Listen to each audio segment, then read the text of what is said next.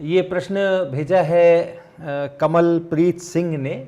Electron के wavelength से संबंधित ये प्रश्न है और लिखते हैं if we are provided with wavelength of electron then which of the following formula is used for finding energy. दो फार्मूला लिखा है इन्होंने, एक है E बराबर एच सी बाई वेवलेंथ, तो E is equal to H C by wavelength, एक ये है, और दूसरा है कि wavelength is equal to H by square root of 2ME। ऐसे दो फार्मूले इन्होंने लिखे हैं और वो पूछते हैं can we use both, if one then why not the second. तो अगर वेवलेंथ दी हुई हो और एनर्जी मालूम करना हो तो हम यहाँ से एनर्जी मालूम करें या हम यहाँ से एनर्जी मालूम करें, ये मुख्य रूप से प्रश्न है।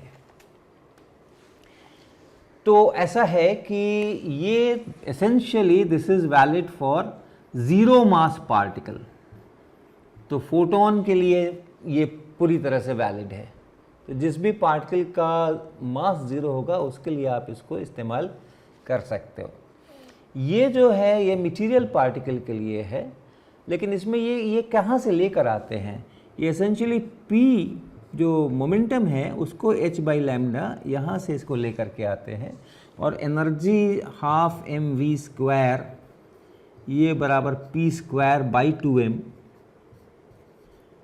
तो इन चीज़ों को अगर आप मिलाएं तो फिर वहाँ से ये इक्वेशन निकल कर, इनसे ये इक्वेशन निकल कर के आता है। तो ये जो पार्ट है E बराबर हाफ mv स्क्वायर, ये पार्ट या इवन दिस P बराबर mv, इसमें हमने इसका भी इस्तेमाल किया है P बराबर mv। तो ये जो इक्वेशंस हैं ये लो वेलोसिटीज़ के लिए सही है।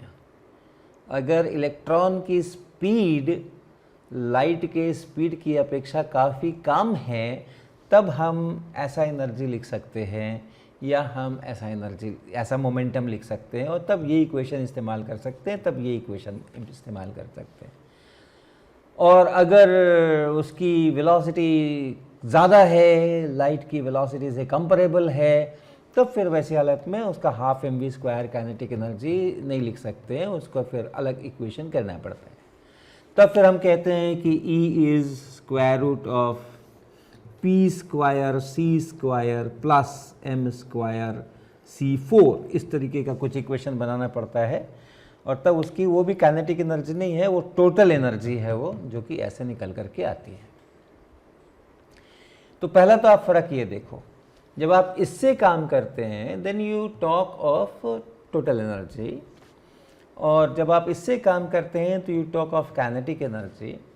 और हमने कहा कि ये इक्वेशन सही है जबकि स्पीड कम हो, लेकिन कितनी कम हो, तो उसके लिए भी एक क्राइटेरिया है, और वो क्राइटेरिया है कि जो काइनेटिक एनर्जी है इलेक्ट्रॉन की और जो उसकी रेस्ट मास एनर्जी है MEC स्क्वायर, मास टाइम्स C स्क्वायर, तो इनको कंपैरिजन करना है। अगर ये बहुत बड़ा है, ये अगर बहुत बड़ा है, और mc स्क्वायर का वैल्यू इलेक्ट्रॉन के लिए कितना होता है, it is about 511 kilo electron volt keV।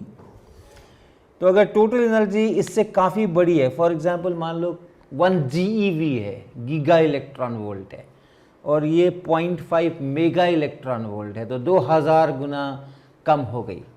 तो अगर ये जो रेस्ट मास एनर्जी है ये काफ़ी कम हो इस काइनेटिक एनर्जी की अपेक्षा, तब वैसी हालत में हम लोग इसका इस्तेमाल कर सकते हैं, क्योंकि अब हमने उसका रेस्ट मास काफ़ी कम है ये मानकर चल रहे हैं। हमारा जो टोटल एनर्जी है उसकी काइनेटिक प्लस रेस्ट मास जो टोटल एनर्जी है उसकी तुलना में रेस्ट मास एनर्जी बहुत कम है, यानी मास बहुत कम है। तो हम इसका इस्तेमाल कर सकते हैं कि ज़ीरो मास में फोटोन का जो इक्वेशन है वही हम उस इलेक्ट्रॉन के लिए भी इस्तेमाल कर ले जाएं, तो तब हम इसका इस्तेमाल कर सकते हैं। और अगर वैसा नहीं है, लो वेलोसिटीज़ में है और हम केवल काइनेटिक एनर्जी में इंटरेस्टेड हैं, तो हम इसका इस्तेमाल कर सकते हैं, क्योंकि ये इक्वेशन हमारा चलेगा उस समय में, और तब काइनेटिक एनर्जी का हम ये एक्सप्रेशन ले करके और इसका इस्तेमाल करके ये कर सकते हैं।